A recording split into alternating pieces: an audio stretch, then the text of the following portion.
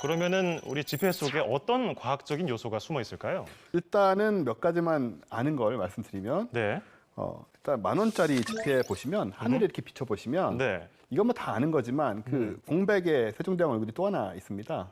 그렇죠. 이 빈자리에. 흰색 부분에 네네. 여기 네. 세종대왕 얼굴이 희미하게 보입니다. 네. 그리고 그 아마 숫자 만자도 잘 보시면 그것도 구석에 또 거기 있습니다. 세종대왕님 오른쪽 귀 네네. 옆쪽에 10,000원이 이렇게 옆쪽으로 이렇게 네네네. 세워서 써져 있네요. 만자가. 그런 거면 사실 누구나 볼 수 있는 거고요. 그렇죠. 이게 가장 유명한 그렇죠. 유체 방지 기술이죠. 네. 사실 지폐의 재질이 종이가 아니고 그게 네. 면이거든요. 아, 그래요? 네, 면섬유예요. 그래서 이제 섬유질의 농도를 조절하면 빛의 양에 따라 어둡고 밝게 보이는 것도 조절할 수가 있는 거고요. 네. 그 다음에는 세종대왕 옆을 보시면 띠는 누구나 다 볼 수 있는 그 은색띠, 네. 네, 그런 게 이제 잘 보시면 보이고, 음흠. 그 다음에 그 은선 말고 곳곳에 작은 문자들이 있습니다. 네. 근데 그 문자 굉장히 작아서 아마 안 보실 거예요. 그러니까요. 눈이 아파서 작은 글씨들을 보기가 어려워요. 네, 이게 다 복사하기 어렵게 만든 거겠죠? 그렇죠. 전 노안이 나와서 안 보입니다. 저는 아직 보입니다. 다행히. 예, 세종 읽어드릴게요. 옷깃에 제가. 보면 네. 예. 옷깃에도 보면은 조그맣게 이게 자음이 써져 있어요. 네, 기억, 니은 그런 것들이 있습니다. 전 보입니다. 네. 네. 전 안 보입니다. 또 한 가지 그거랑 비슷한 게 뭐가 있냐면 보는 각도에 따라서 10,000원짜리를 보시게 되면 예. 액면 숫자 있잖아요. 네. 10,000원 적혀 있는 그 색깔이 조금씩 변합니다. 아. 네, 이건 몰랐습니다. 그거는 잘 모르죠. 예. 생각을 안 하니까. 그건 이제 색 각도에 따라 달라지는 그 색 변환 특수 잉크란 게 있고요.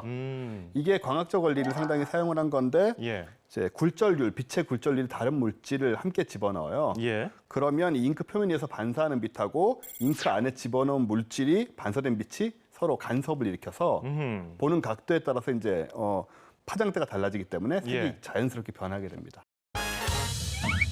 유레카!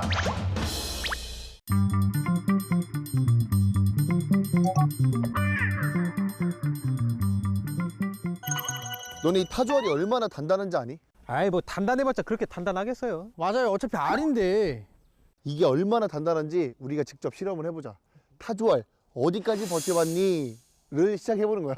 자, 그럼 맨 처음 들기도 어려운 이 무거운 돌을 한번 올려보겠습니다. 약 3kg의 벽돌을 달걀과 타조알 위에 올린 결과 달걀아 어디 갔니? 손에 힘준 거 아니죠? 전혀 안 줬지. 그냥 잡고만 있었어. 자, 저는 85kg입니다. 남다른 묵직함이 느껴지는 톡톡 씨의 한쪽 발이 올라가고 그래봤자 알 아니겠습니까? 85kg의 톡톡이 도전! 우려와는 반대로 매우 안정적으로 톡톡 씨의 무게를 버티는 타조알. 툭하면 깨져버리는 알 위에 올라선 기분이라 이거 무척 짜릿할 것 같긴 하네요. 시원해. 발이 지압이 돼. 그 정도로 내 무게를 견뎌주는 게 이 타조알이. 잠깐만.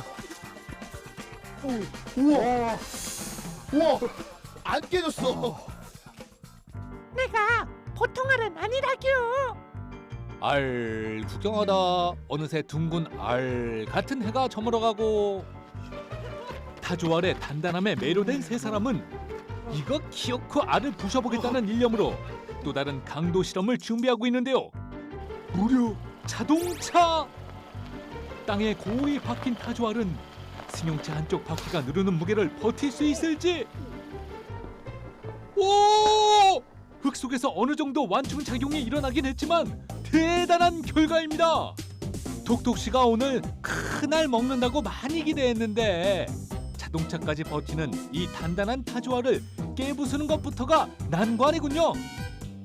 손대면 톡 하고 터질 것만 같은 요 알들 중 손을 대고 발을 대고 바퀴를 대도 깨지지 않는 타조알 깨기. 아니 선생님, 아무리 해도 이 타조알이 안 깨지던데 어떻게 하면 잘 깰 수 있는 거예요? 힘껏 망치 가지고 두들기면 깨지대. 망치로 깰래 해도 사실은 아무데 막 깨면 내용물이 흘러나와요. 그래서 이제 공기 주머니가 있는 곳을 찾아가지고 깨가지고 이제 내용물을 빼야 되는데 네. 확실하게 하려면 불을 끄고 네. 이 전등을 비추면 차이가 확 나요. 자, 일단 불을 꺼야 한다기에 캄캄한 곳에서 아래 손전등을 비춰보는데요. 손전등을 요리조리 비추다 보면 어딘가 약간 텅 비어있는 곳을 발견할 수 있습니다. 기실이라고 하는 공기주머니는 타조알 속 공간의 3분의 1을 차지하고 있고요. 배아는 기실로 호흡을 하며 부활을 기다린답니다.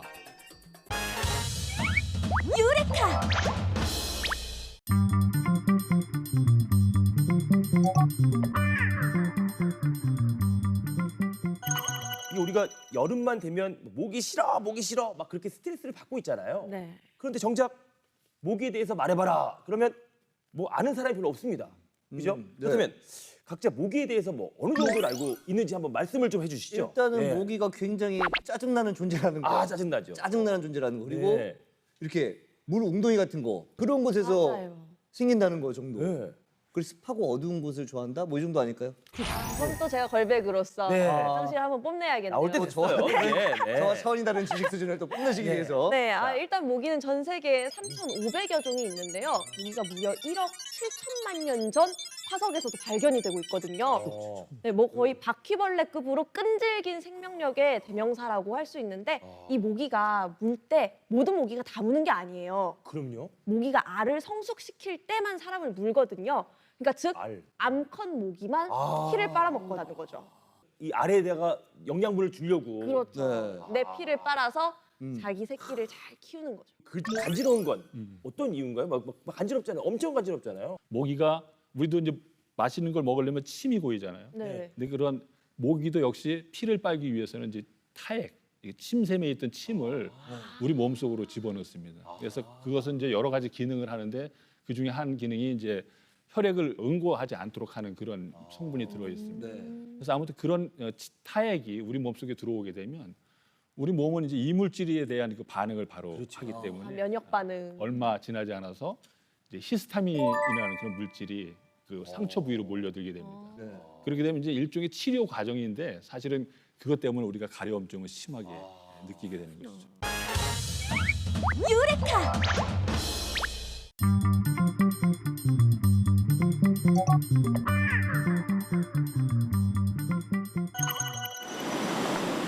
이번엔 5G와 재해에 대해 이야기해보려 합니다.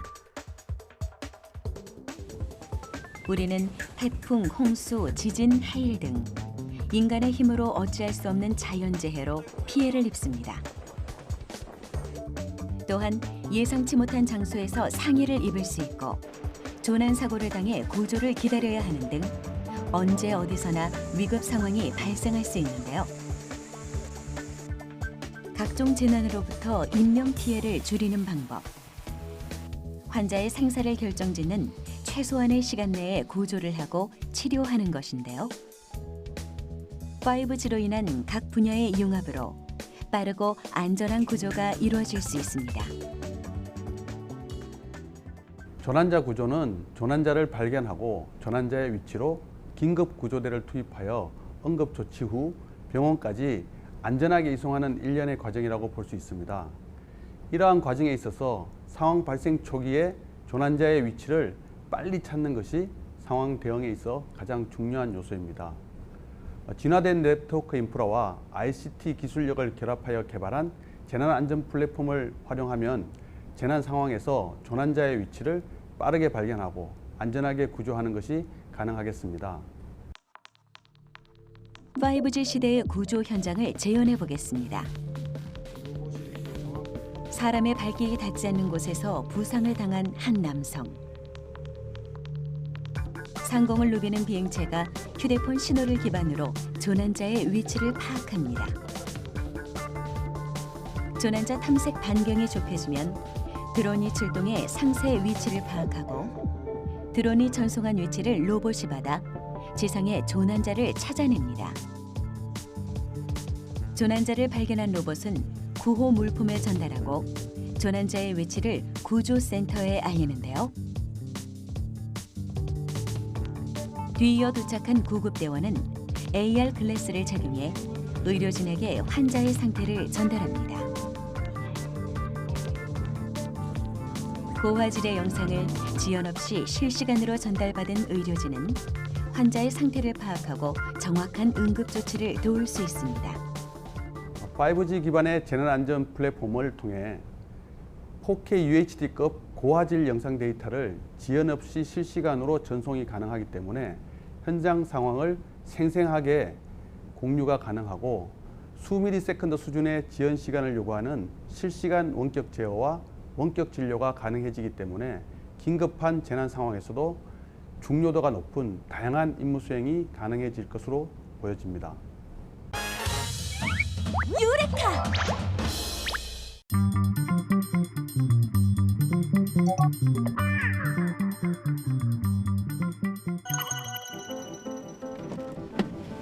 내가 직접 운전을 하지 않고도 차량을 이용해 목적지에 도착하는 일. 자율주행 자동차와 함께하는 생활이 우리 앞에 성큼 다가왔는데요. 사람의 도움 없이 어마어마한 정보를 스스로 처리하고 움직여야 하는 이 차량은 5G의 힘이 꼭 필요한 분야입니다. 쉽게 말하면 그냥 차가 알아서 스스로 자기 위치 찾아가지고 충돌 안 나게 움직이는 그런 거라고 보시면 되겠죠. 5G 기술을 통해서 자율주행을 서포트를 해줘야 되는데 뭐 가장 대표적인 게 이제 세이프티 같은 경우에는 이제 통신이 끊기게 되면 굉장히 위험한 상황에 빠질 수가 있거든요. 사람의 생명과 관련된 그러한 일들을 우리가 통신이 지원하기 때문에 이제 통신 시스템의 어떤 그 성능이 과거와는 달리 엄청나게 향상이 되어야 되는 거죠. 자율주행 차량은 자율주행의 눈이라고 할 수 있는 라이다 센서로 주변 차량이나 물체를 인식하고 인공지능 컴퓨터가 주행 경로를 실시간으로 분석, 제어하며 움직이는데요.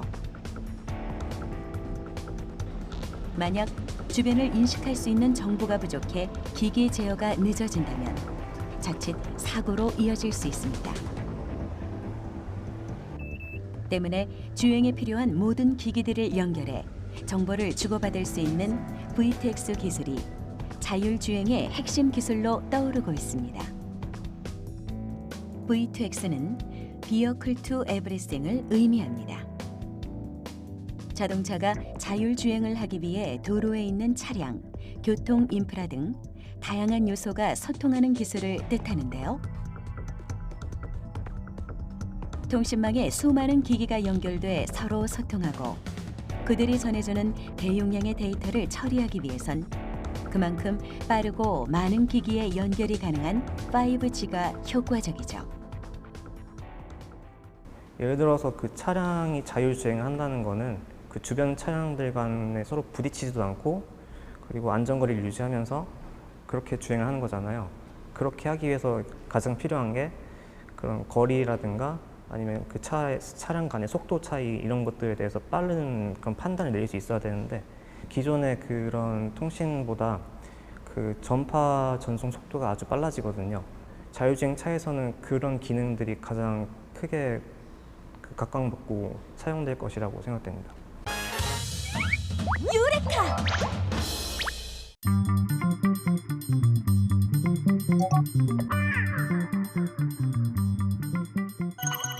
이 많은 건전지 중에 어떤 것이 다 사용 안 가고 어떤 것이 전기 용량이 남은 건전지일까요?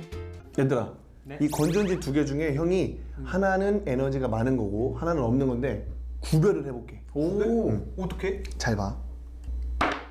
오! 봤지? 그럼 뭐가 에너지가 있는 거예요? 자, 이렇게 세워진 게 에너지가 많은 거, 그리고 이렇게 쓰러진 게 에너지가 없는 거지. 짠! 오! 형이 집에 있는 건전지들을 싹 다 긁어 모아왔지. 아까 형이 알려준 거 알지? 그럼 너네도 한번 분류를 해봐. 10개씩 나눠줄게. 둘, 너희, 여섯, 여덟, 열. 네, 10개. 그리고 너도 10개. 톡톡 씨의 말이 과연 맞을까요? 똑바로 선 건전지엔 빨간 스티커를 픽 하고 쓰러지는 쪽엔 파란 스티커를 붙이기로 했습니다.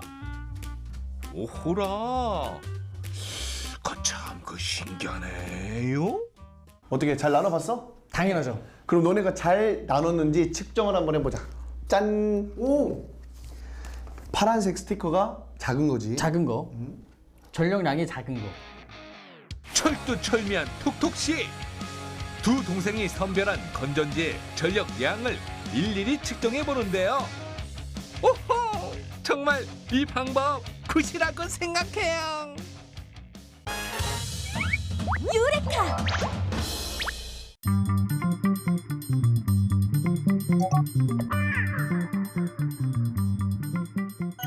다음 질문은 네네. 우주선 안에서 우리가 피해야 될 생리 현상 무엇일까요? 생리 현상이요? 근데 생리 현상을 여러 가지가 참을 있어요. 수 있나요? 사람이 못 참는 거 아니에요? 생리 현상을? 우주 정거장에서 네. 저는 그런 것 같아요. 500일 동안 우리가 막 우주 비행을 해야 되잖아요. 네. 그럼 그 500일 동안 100명이서 네. 하루에 2번씩 큰 일을 본다면 그 양이 운명할 거 아니에요. 그럼 우주 비행을 우주선이 뜨려고 하면 가라앉고 뜨려고 점점 가라앉고. 무거워져서. 점점 무거워진다. 거의 500일이니까. 뭐큰 거 반 사람 반 이렇게 꽉 차를 것 같아서 저는 큰 거. 저는 저거 트름. 이게 좀 우주식이 엄청 막 맛있는 게 좀 별로 없잖아요. 네. 뭐 맛있는 거 혼자 먹었다가 트름에다 걸리면 안 되니까. 딸꾹질 하면 안 되겠네. 왜냐면 화장실에서 밖에서 초코파이 먹고 먹었는데, 나왔는데 밖에서 나왔는데 뭐 먹었는데? 나도 원래 트름했는데 초코파이 먹었지. 이러면 이게 위험하죠. 트름. 아니, 우주선에서 제일 중요해야 될 거는 우주선이 안전하게 가려면 폭발을 안 해야 되잖아요. 항상 영화를 보면 다 폭발해서 망하더라고요. 그래서 불이 안 나야 될 것 같아요. 그래서 내가 몸으로 불을 낸다면은 뭘로 낼 수 있을까 했을 때 방귀. 방귀에 불 붙어요. 아니 이거 일리 있다. 방귀에 불 붙이는 시험. 네, 제가 TV에서 봤어요, 어렸을 때. 나랑 비슷한 거지. 내가 큰 거 보면서 안 돼? 같이 나오잖아. 그 가스가 같이 나오지 자, 않나요? 그럼 선생님 정답은요? 네. 역시 또 정답을 맞추셨는데요. 기체는 빼면 되지 않을까요? 좀 바깥으로? 왜냐 그러면 우선은 이게 뭐 그 큰 거라든지 네. 아니면 작은 거라든지 이런 것들은 사실은 이렇게 모아가지고 다른 방식으로 이렇게 밖으로 우주선 밖으로 내보내도 될 수가 있어요.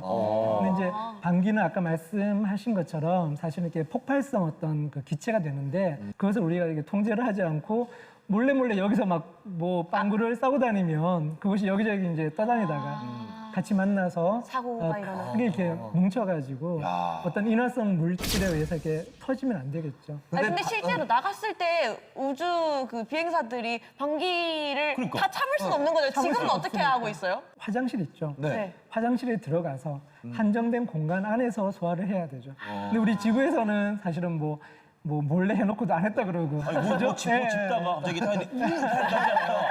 왜 나 불렀었는데 이렇게 하고 있고. 그래서 거기서 그러면 안 되죠. 유레카!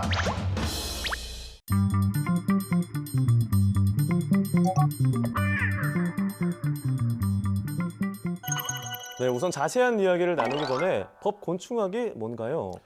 법 곤충학이라는 것은 네. 곤충을 관찰해서 피해자의 사망 시간이나 장소, 원인 등을 추정하는 학문을 말하죠. 아, 그래요? 곤충을 이용해서 어떻게 범죄 수사에 활용을 하는 건가요?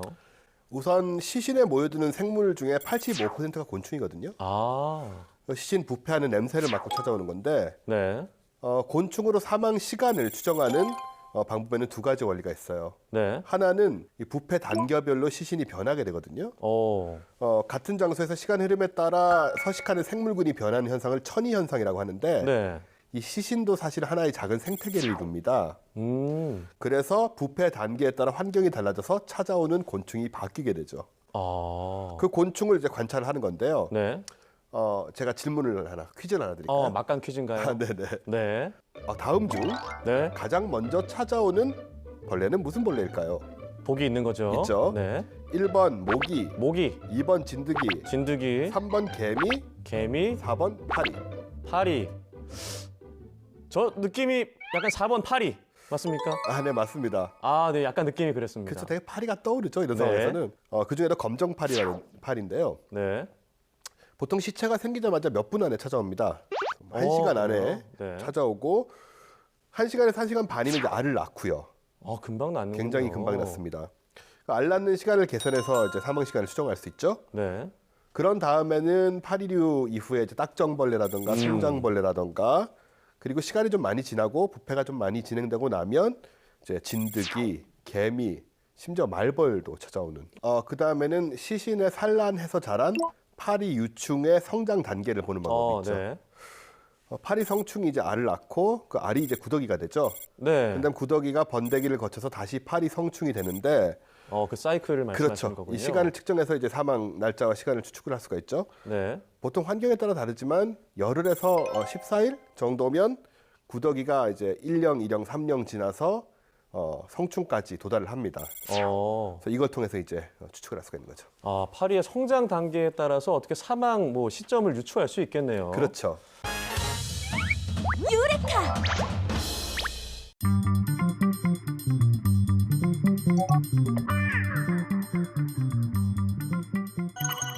못 먹어도 고! 이번엔 숯치다! 숯천지 만들기 스타트! 먼저 물에 소금을 콸콸콸! 전해질이 될 소금물을 만들어주세요.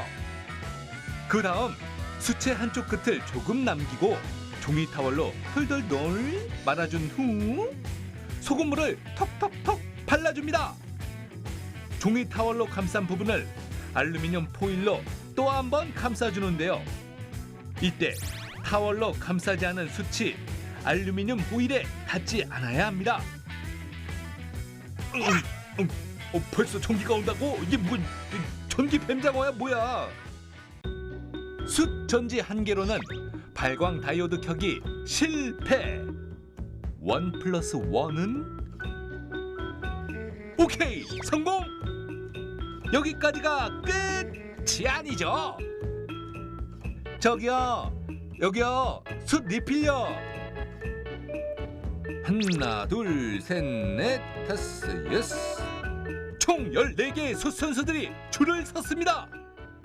자, 그럼 숯전지 14개의 전력량을 한번 재보자. 오, 좋아요. 자, 하나씩. 과연 얼마가 나올지. 지금 9.3V. 자, 연결하도록 하겠습니다. 하나, 둘, 셋. 숯전지 14개로 14개의 점등에 도전!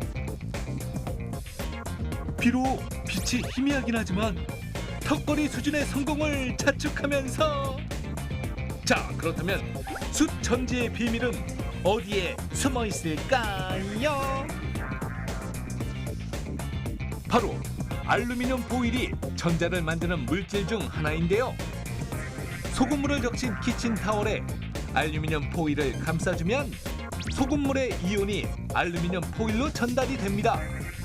이때 알루미늄 포일은 마이너스 극이 되고 포일을 감싸지 않은 부분은 플러스 극이 되죠.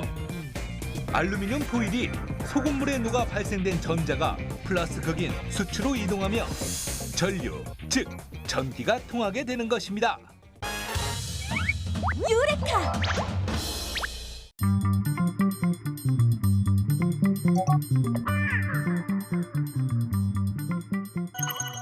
별자리가 바뀌었어요. 바뀌었다고요? 네, 별자리가 바뀌었고요. 네.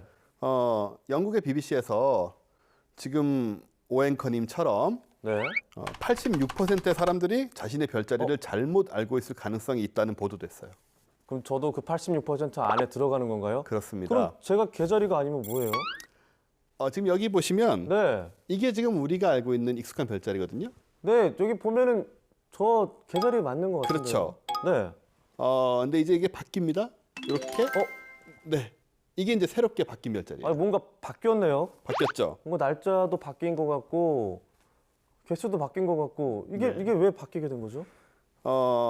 간단하죠. 뭐 생일은 다 그대로인데 이 별자리를 바라보는 관점, 그러니까 세상이 바뀐 거예요. 이 황도 12궁이라고 하는데 이건 이미 3,000년 전부터 정립이 돼 있던 거예요. 굉장히 오래됐군요. 네, 3,000년 전에 고대 바빌로니아 사람들이 태양, 달, 행성들이 별자리 사이를 이동하는 것을 보고 고안한 건데 태양이 지나가는 길을 황도라고 하잖아요. 네, 그래요. 이 길 위에 황도 위에 이제 12개의 별자리가 있게 됩니다.